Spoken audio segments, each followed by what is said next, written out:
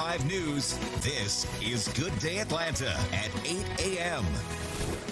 The search for a new superintendent is on in DeKalb County after Dr. Devon Horton announced his resignation following last week's federal indictment out of Chicago. We are live with the latest developments. And big plans are in the works in Clayton County to build a massive new high school. We're going to tell you the price tag and when the project is expected to be complete. In just 2 months, a Henry County firefighter has become an international sensation, bringing smiles to faces all across the globe.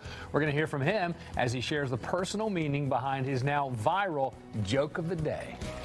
Good morning, everyone. Good Thursday morning. Welcome to Good Day Atlanta at 8. I'm Buck Lanford. And I'm Natalie McCann. Thank you so much for starting your Thursday with us. It's a beautiful start to your day. It's going to warm up later. Clear. Those warm temps. We like it. We're going to check in with Joanne and see what's coming up. Yeah, and if you like it, we've got more where that came from. So let's do this for a couple more days here. Before we talk about some weekend changes, here's how we're starting out. 65 degrees in Atlanta, still some 40s around Blue Ridge, but you're now starting to see the 60s outnumber some of these cooler spots down into the 50s, just representing the warm up that started and will lead us right back to near record temperatures just like yesterday. So sunny, clear skies planned for this afternoon. It will not be until tomorrow that maybe a few clouds mix in, but no rain yet. And here's what we've got planned for this afternoon. 75 degrees by noon. The record today is 85. We may not tie that number, but we'll get within a few degrees of it with highs in the low 80s. And that part of this forecast is going to hold steady going into the weekend.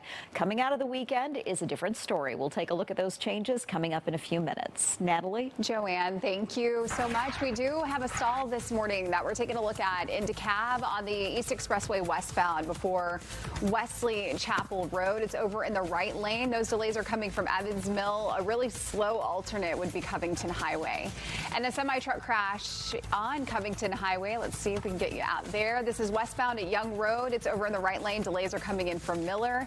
And the big three this morning, these are all yellow, roughly the same coming in through Cobb and Alpharetta. 75 from Wade Green, 400 from Old Milton, about 20 to 23 minutes to head south to 285. Buck? Thank you, Natalie.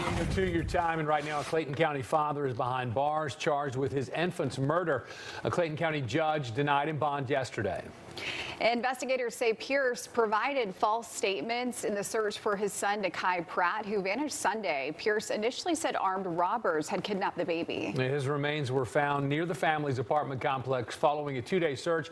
Police say the baby's twin sister is now in protective care after being removed from the mother's custody. In Cobb County, police say a man has confessed to killing his girlfriend and burying her body in Atlanta. 45-year-old Tangi Davis was reported missing by her son last week. He tracked her car to a grocery store but couldn't find her. The investigation led officers to 56-year-old Cecil McCrary. Authorities arrested him Tuesday after an interview charging McCrary with murder. Investigators say he and Davis had a history of domestic violence. Well, police need your help to identify a pair of suspects accused of opening fire, injuring a 15-year-old. It happened over the weekend near the intersection of Moreland and DeKalb Avenues. Investigators say 2 men got into an argument on a MARTA bus before firing several shots after stepping off the bus. The teenage victim was riding in a passing vehicle when it was struck and was injured by shattered glass. There is a $5,000 Crime Stoppers reward for information. Developing out of DeKalb County this morning, the school board is now looking for a new permanent superintendent. Dr. Devon Horton submitted his resignation yesterday. He was placed on administrative leave following news of a federal indictment.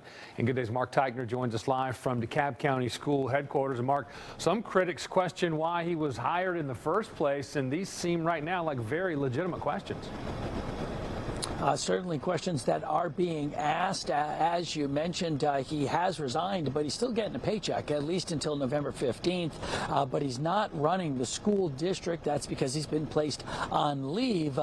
But as you mentioned, there are some critics who wonder how the school board got itself in this position in the first place. It was a good decision. The DeKalb County School Board accepts the resignation of Dr. Devin Horton. Last week, the board placed Horton on paid leave after a federal grand jury in Illinois indicted him in an alleged kickback scheme at his old district. According to the 17-count indictment, from 2020 to 2023, Horton stole money from the Evanston-Skokie District 65 by allegedly funneling no-work contracts to his friends. The indictment also accused Horton of misusing district purchasing cards. He should have never been hired. Former school board member Dr. Joyce Morley was the only one on the DeKalb board to vote against hiring Horton in 2023, saying there were plenty of red flags. Well, there were things that I knew in the background. The board knew in the background. We also knew about the fact that there was a case going on in Evanston. This is something that really could have been avoided. State Senator Emmanuel Jones wants Horton's resignation date moved up from November 15th to right now. Why wait? I mean, we have too much going on. There's too much evidential information out there about what happened. The school board president did release a statement that basically says this resignation is in the best interest for everyone. Reading part of it, quote, "We recognize the seriousness of the situation and remain committed to transparency, accountability, and maintaining public trust." As part of that, they are calling for an audit for all of the district's contracts as well as purchasing cards. And Dr. Norman Sauce III has been placed in as the interim superintendent and will stay in charge until a new permanent one can be hired. Reporting live from DeKalb County, I'm Mark Teichner for Good Day Atlanta. All right, a lot of questions still remain there, Mark. Thank you. Well, in Clayton County, a massive new high school is on the way. There's a $246 million plan in place to replace North Clayton High School. The plans include a 3-hole golf course along with indoor fields. School records show construction alone will pass $228 million, which will be paid with bond revenue and SPLOST dollars, we're told, not from property taxes. Clayton County Board of Education member Jesse Gorey says that this project is long overdue. If you were to go in the North Clayton High School building now on a rainy day, you would find that there might be buckets in the hallway. The community deserves this brand new structure. We've needed it for quite some time. Now, the goal is to have the new North Clayton High School built by December of 2026. The district is also opening a new middle school in Forest Park at the end of the month. The city of Roswell is advancing one of its most significant downtown redevelopment projects in decades. The Hill Street mixed-use development is located on the site of the former Roswell Police Department headquarters. The property is going to be transformed into apartments and townhomes, shops, restaurants, offices, and public parking. Roswell's mayor praised the project, calling it a once-in-a-generation opportunity to reshape downtown Roswell.